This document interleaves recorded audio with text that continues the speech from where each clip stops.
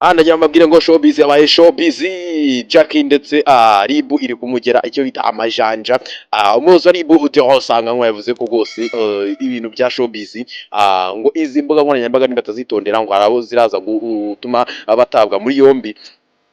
Umuyobozi wa Ribu yavuze ko ibi bintu Jackie yavuze ntago ari ibintu ngo bikwiye kuba umuntu w'umuprofesiyoneri ndetse ngo biri kugaragaza indangagaciro ze no kwiyubaha kwiwe.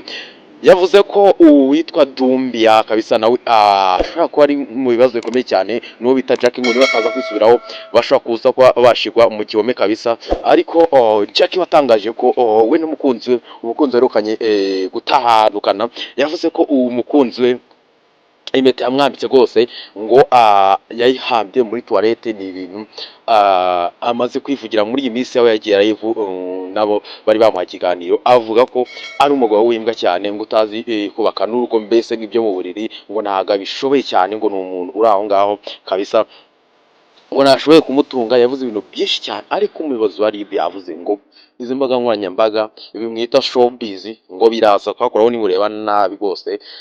Uwitwa Jackie rwose ari mu majwi hanze aha ngaha, ibintu birakomeye. Ariko Jackie yatangaza amagambo akomeye, yavuze inkuru zikomeye cyane, yavuze ibintu bitandukanye, yavuze ibiki byose n'ibiki byose.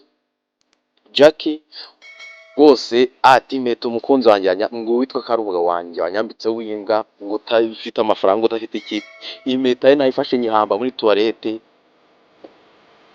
ngo ni umugabo udafite ikintu na kimwe, ngo ni umugabo wari udafite inzu, ngo ni umugabo ngo wajyaga muri geto ye akajya agira ngo n'uyu nguyu mureba bari bose byari byishimo. Jackie rwose byari byatunguye abantu kubona afite umukunzi, ariko Jackie baravuga ko adashobotse rwose.